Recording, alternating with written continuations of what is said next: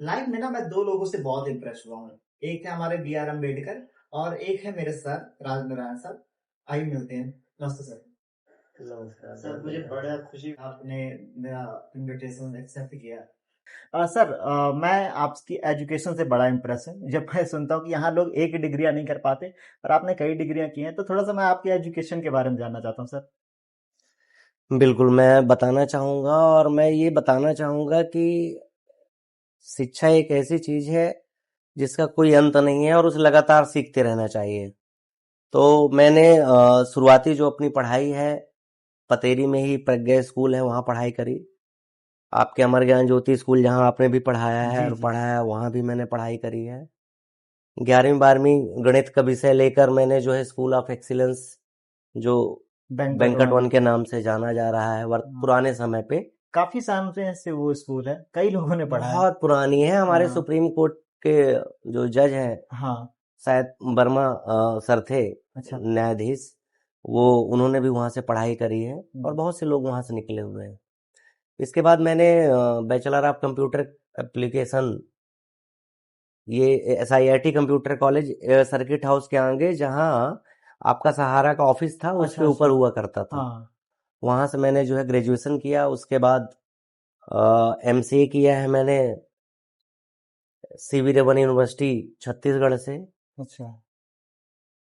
उसके बाद मैं जॉब वगैरह में लग गया, लेकिन उसके बाद भी ये रहा कि कुछ नौकरी करनी चाहिए, नौकरी के साथ साथ पढ़ाई भी करनी चाहिए। तो बिट्स कॉलेज जो आपका है BIMR, वहां से मैंने जो है प्रबंधन की मास्टर डिग्री ली। जी। उसके बाद रुका नहीं, समाज कार्य विषय में फिर मैंने जो है पढ़ाई करी। अब आप ऐसा समझ लीजिए कि समाज शास्त्र, योगा, मनोविज्ञान इन सब में मैंने जो है मास्टर्स की पढ़ाई करी है। 2023 में UGC नेट क्वालिफाई किया है। इसके साथ ही मैंने जर्नलिज्म का एक डिप्लोमा भी ले लिया है। हर साल कुछ ना कुछ सीखते रहना चाहिए और वर्तमान समय मेरी PhD चल रही है ग्रामोदय यूनिवर्सिटी चित्रकूट से। अच्छा सर, इतना मोटिवेशन आपके अंदर आता कहाँ से है? क्योंकि लोग एक डिग्री में ही परेशान हो जाते हैं। आप, मुझे तो लगता है कम से कम 4 से 5 डिग्री हो गई होंगी आपकी। हाँ, बिल्कुल सही बोल रहे हैं आप। और मैं बताना चाहूंगा कि ये डिग्रियां मैं केवल इकट्ठा करने के लिए नहीं ले रहा हूँ, जी। क्योंकि ये जीवन बहुत छोटा है शिक्षा हासिल करने के लिए और चारों तरफ ज्ञान फैला है। कितना हम समेट सकते हैं इस मामले में हमें जो है कितने दोस्तों के पास जाना पड़ेगा, कहाँ कहाँ समाज में जाना पड़ेगा। पुस्तकें सबसे अच्छी दोस्त जो सारा ज्ञान अपने में समेटे रहती हैं। मैं तो आगे का भी प्लान कर रहा हूँ कि आगे अब मैं कौन सी मास्टर्स करूं जिससे मुझे कुछ और ज्ञान मिल पाए। तो मोटिवेशन खुद में सीखने का है और मुझे लगता है ये हर व्यक्ति में होना चाहिए कि शिक्षा प्राप्त करने के लिए आपको लगातार खुद से प्रेरित होना चाहिए। लेकिन सर कई ऐसे बच्चे रहते हैं जो कहते हैं कि अरे ये तो यूजलेस है, किसी काम की नहीं है। ठीक है, तुम्हारे से अच्छा ये डिग्री लेने से अच्छा है, सालों तक 3 साल मेहनत करने से अच्छा है कि एक चाय वाला रहता है, वो कमा लेता है। तुम जितना डिग्री में लगाओगे और उसके बाद 18,000 10,000 के लिए यहाँ घूमोगे, उतना तो चाय वाला डबल कमा लेगा। ऐसी बातें करते हैं, तो उनके लिए आप क्या कहेंगे? नहीं, वो जो कह रहे हैं वो अपने पॉइंट ऑफ व्यू से सही बात कह रहे हैं। असल में जिस शिक्षा का उद्देश्य केवल यदि रोजगार पाना है जी। तो उस लिए लहजे से वो सही बात कह रहे हैं कि डिग्री लेके हम क्या करेंगे, उससे अच्छा तो ये चाट फुल्की और ये जो समोसे और चाय बेच रहे हैं वो लोग कमा रहे हैं। बिल्कुल सही बोल रहे हैं। लेकिन यदि शिक्षा का उद्देश्य रोजगार के साथ साथ व्यक्तित्व विकास, एक जिम्मेदार नागरिक बनना, पर्यावरण के प्रति संवेदनशील रहना आदि यदि होता है तो फिर वहां पे आपको शिक्षा आवश्यक हो जाती है। केवल रोजगार यदि प्राप्त करना है तो हमें केवल स्किल की जरूरत पड़ती है और संबंधित शिक्षा हम यदि जो उसकी लिमिटेड एजुकेशन है वो ले लें और उस अपने अंदर स्किल ले लें तो रोजगार हमें मिल सकता है।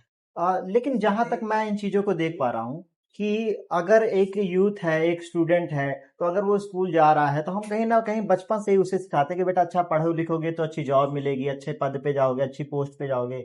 और कहीं ना कहीं कॉलेज जाने का या बड़ी से बड़ी डिग्री लेने का भी लोगों का यही पर्पस होता है। हम्म। तो इसको लेकर आप क्या कहेंगे? बिल्कुल सही बात कह रहे हैं कि हमारी जो नर्सिंग बचपन से हुई है कहीं ना कहीं उसमें थोड़ी गड़बड़ हो गई। जी। इस गड़बड़ी के कारण हम पूरी दुनिया में इतनी जनसंख्या होने के बावजूद अपने स्टार्टअप के लिए परेशान है, व्यापार के लिए परेशान है, बहुत। रोजगार के लिए परेशान है। कारण यही है कि यहाँ हर बच्चा पैदा होते ही नौकरी के लिए दौड़ लगा रहा है, और हमने जो उनके दिमाग में भरा है कि आपको पढ़ना इसलिए ताकि अच्छी नौकरी मिले।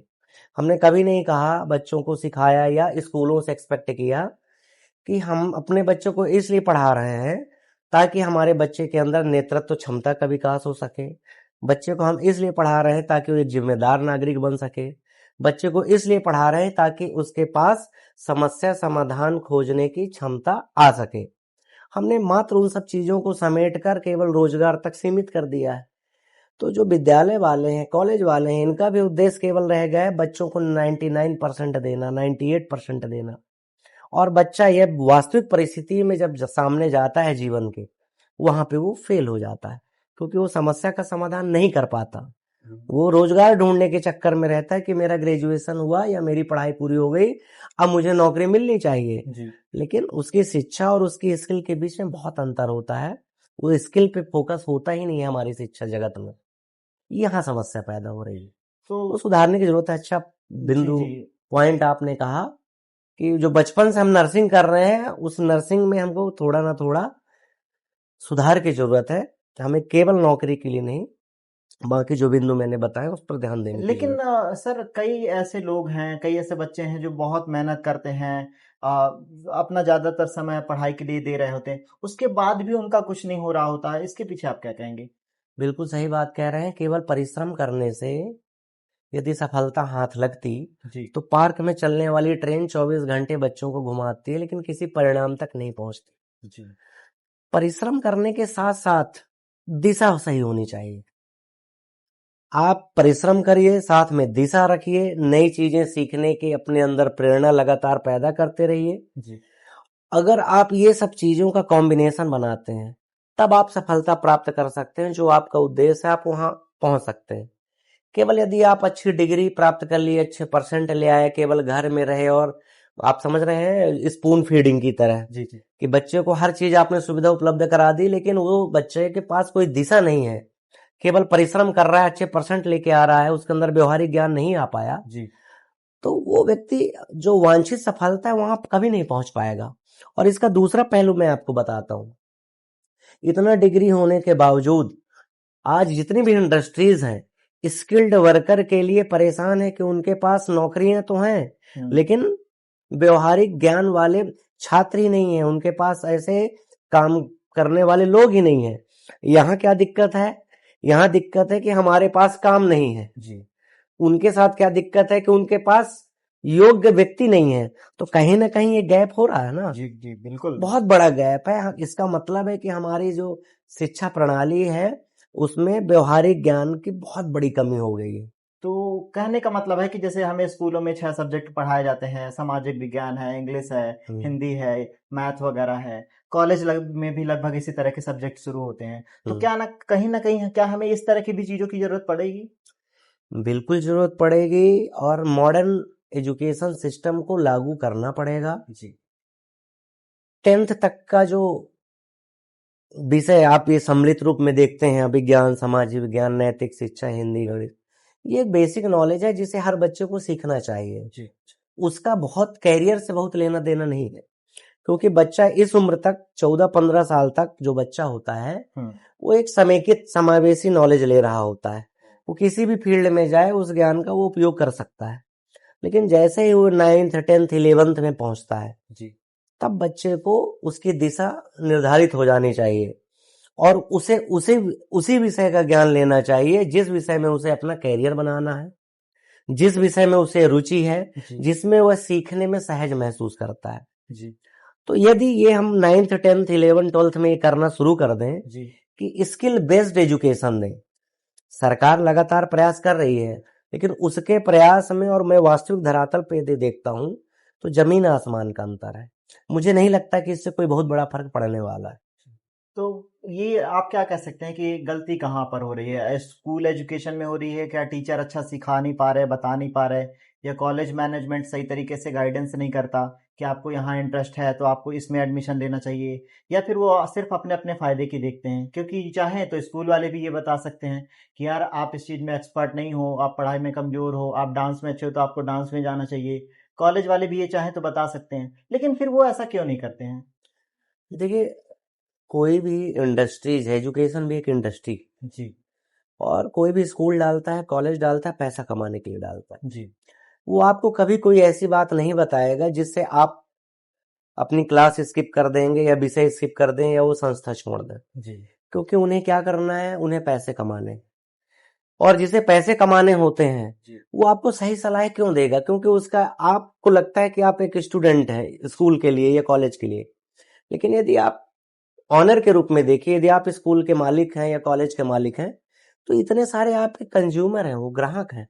हुँ, जब वो आते हैं, पैसे लेके आ रहे होते हैं, जी, तो वो ऐसी सलाह या ऐसा एनवायरनमेंट क्यों बनाएंगे कि आप कुछ सीखने के उद्देश्य से उनके इंस्टीट्यूट छोड़ दीजिए? अच्छा, सही सलाह आपको कभी नहीं मिलेगी इन संस्थाओं से। अच्छा, रह गई बात सरकार से, जी, सरकार भी उसका उद्देश्य जो भी है, लेकिन वो इन कारपोरेट के दबाव में है, क्योंकि इनसे अच्छा खासा फंड मिलता है सरकार को। सरकार की जो नीतियां आप लगातार देखिए, हुँ, सरकारी स्कूलें बंद हो रही हैं।